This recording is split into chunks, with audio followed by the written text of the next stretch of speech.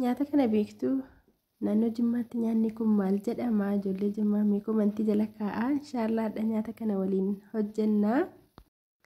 Akkasumallee boqqolloo waaddannaa buna waliin dhugnaa. Buna dhugaa waamamtanii tulaa jalqaba irratti. Assalaamu alaykum warahmatullaahi wabarakaatuh. Kabajamtoota hordoftoota koo jirra jirtu nagaa keessanii fayyummaa alhamdulillah nagaa kooti fayyaadha. Isinillee akka nagaa taatanii abdiin qabaa bakka jirtanitti rabbi nagaa isin haa taasisu hunduma keessaniyyuu. Inshaallah dhagaa nyaata seensa irratti argitan sana maal jedhama nyaata sana waliin hojjennu. Egaa akka naannoo biraatti illee nyaanni sun beekameef hin beeku. Beekama natti fakkaatu garuu naannoo Jimmaatti garuu baay'inaan ni beektu jedhee yaada ijoolleen keenya miti hin beekama miti.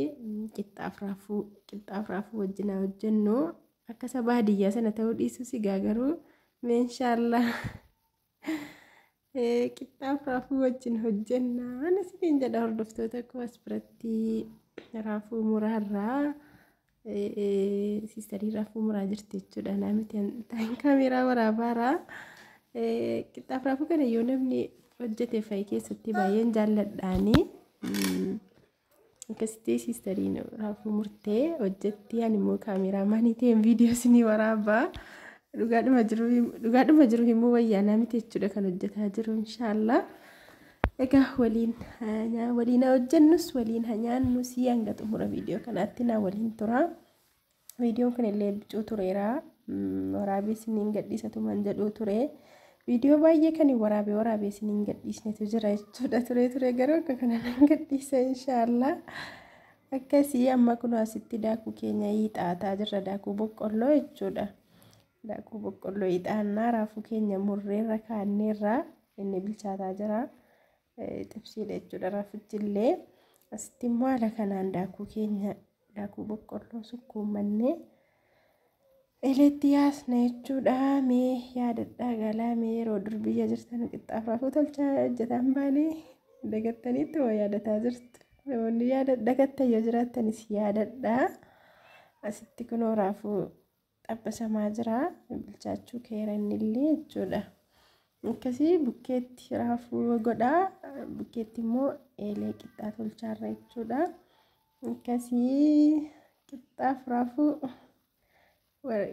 baay'ee tokko namatti tola. Maksasii irratti baay'inaan isa fayyadamna jechuudha. Abbaan mana kollee hin beeku ture hin jaallatus ture. Garuu ollaa keenya wayiitu barsiisan jechuudha. Yeroo sarboo jirru hin beeku ture inni jechumaan barsiisaniini amma yeroo tokko hin jaallata jechuudha nyaachuusaa. Akkasitti kunoo qixxaa keenya illee irratti dubbi godhannee kunoo itti yaafamaa jira jechuudha. Naamiti gaasinitti meedasiistariin tolchaatti. Akkasitti tolchaa jirti jechuudha. Hixii isaa bicuu goskiteetti natti fakkaata. Anarrallee siitu beekallee qixxaa kanaan badaa hin beeku suma dhugaa dubbachuu fi badaa hin beeku siin immoo hin beektiin tolchitii maashaallah. Anillee roobnallee baheeraas biratti. Egaamee baanni wanti baadiyyaa baay'ee namatti tola ture miti. Qixxaaf raafuu durii baadiyyaa jechuun keessaniin oolu gaalaa yaadadhaashii. Keessatti fa'i wanti yeroo maatii wajjin dabarsanii baay'ee tokko namatti tola nama yaachisa. Dinnichaan itti naqee as biratti raafuu dinnicha bilcheessee kee jechuudha. Erga raafuu xabbasee kee dinnicha bilchaate sana akkuma inni shunkurtiif qaaraa boodarran itti naqaa. Dinnicha kanaan raafuu bicuu wal makee wajjin bicuu wayii wal fudhachiisee keen boodarra lan irraa baasuu heddu dhumarra jechuudha. Kunoo shunkurtiif qaaraa itti naqaa. Itti naqee sochooseen achumaan irraa buusa jechuudha. Baay'ee tokko mi'aahaa. Raafuun faayidaa guddaa qaba gaani beektu nyaata keessaa. Akkasii kunoo qixxaan keenya illee bahee kunoo dubbitti garagalchite kunoo maashaallah collee. Kunoo kana fakkaataa qixxaa maaliif fakkaate ijoollee qixxaa boqqolloo jiidhaa wayiin fakkaanne diimatee namatti hin bareedu maashaallah.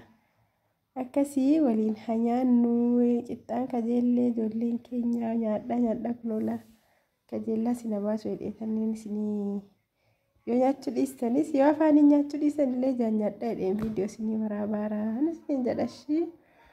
كسي كنو قطان كان اللي بالشاتي الرابهيرا كرالة شوتينو كانت كنو الركا أني قب إفني كنو نياتا زرا بسم الله هنيانو نياتان سنين جدر نفتاتكو إيجا وانت بايت شو دوان كمان برانجينيس إجايو إلى لنسي أكاكو وان كمان برانجاني تناماتا سنين جدا نمني بايين نجالة kita kan namni baay'een immoo jaalata namni baay'een coggaarra koo maal koo natti kaasa jedha akkasi ka hundaafu kun asbiratti qixxaa keenya nyaannee kaane buna keenya foofa godhataarra yeroo laf bokkaan baay'ee roobu ture kun yeroo viidiyoon kun waraabamu garuu gaan gadhiisiniin ture reefsiniin gadhiisaara buna keenya kashkash godhannee foofa godhannee gaa ashaqaa turre bunas dhugaa hidhamtaniittu boqqolloo affeellee boqqolloo xibsiillee kunoo akkuma argitan nyaannu viidiyoo keenya hanga dhumaatti ilaalaa laayik godhaa nasumaan irraa dhaabbadhaa asaan dadhabee asaas hin beeku asaas nan dadhabee yoo isinitti tole namoonni isinitti tole xumuraa ilaalaa namoonni isinitti hin tolle asumaan dhiisuu dandeessu. Fitanis distanis immoo laayikii godhaan isiniin jedha namoonni haaraa taatan immoo sabskiraayib godhaa boqqolloon waadamaa bunni inni kun asumatti daakamee buufamee dhugamaa ilaalaa boqqolloon illee xabbasamaa ilaalaa an asumaan wal biraa hagalluu kama kootiin nagaa rabbi keessanaaf turaaf salaamu alaykum warahmatullahi wabarakaatuh.